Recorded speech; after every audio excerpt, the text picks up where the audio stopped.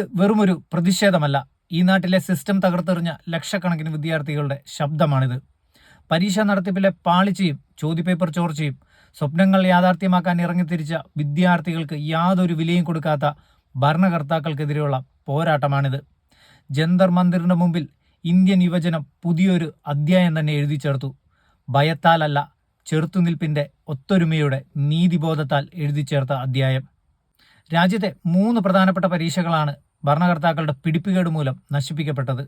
22 ലക്ഷം വിദ്യാർത്ഥികൾ എഴുതിയ നീറ്റ് പരീക്ഷ റദ്ദാക്കി. ചോദ്യം സെറ്റ് ചെയ്യാൻ ഏൽപ്പിച്ച ആൾ തന്നെ ചോദ്യം ചോർത്തുന്ന അവസ്ഥ. ഹൈസ്കൂൾ കാലഘട്ടം മുതൽ ഒരു വിദ്യാർത്ഥിയുടെ കഷ്ടപ്പാടാണ് ഇന്ത്യൻ സർക്കാരിൻ്റെ പിടിപ്പുകേട് മൂലം വെള്ളത്തിലായത്. 17 ലക്ഷം കുട്ടികൾ എഴുതിയ CBSE പരീക്ഷ. യാതൊരുവിധ മുന്നൊരുക്കങ്ങളും കൂടാതെ നടത്തിയ മൂല്യനിർണ്ണയം മൂലമാണ് CBSE പരീക്ഷാഫലം കുളം തോണ്ടിയത്. വിദ്യാർത്ഥികൾ വലിയ തോതിൽ മാർക്ക് നഷ്ടപ്പെട്ടതിനാലാണ് പുനർമൂല്യനിർണ്ണയത്തിന് അപേക്ഷിച്ചത്. ദിവസങ്ങളോളം ഇത് അപേക്ഷിക്കാൻ ശ്രമിച്ച കുട്ടികൾക്ക് അതുപോലും സാധ്യമാക്കാത്ത സംവിധാനമാണ് നമ്മുടെ സർക്കാർ ഒരുക്കിയിരുന്നത്. ആൻസർ ഷീറ്റിൻ്റെ കോപ്പി കിട്ടിയ കുട്ടികൾ വീണ്ടും ഞെട്ടി. മിക്കവർക്കും അവരുടെ ഉത്തരക്കടലാസ് പോലുമല്ല കിട്ടിയത്. സ്കാൻ ചെയ്തത് തെളിഞ്ഞിട്ട് പോലുമില്ല. പിന്നെ എന്തു നോക്കിയാണ് മാർക്ക് ഇട്ടതെന്ന ചോദ്യം വേറെ. അടുത്ത പണി കോമൺ യൂണിവേഴ്സിറ്റി എൻട്രൻസ് ടെസ്റ്റിലായിരുന്നു. രാജ്യത്തെ പ്രധാനപ്പെട്ട സർവകലാശാലകളിലേക്കും കോളേജുകളിലേക്കും നടത്തിയ പ്രവേശന പരീക്ഷ.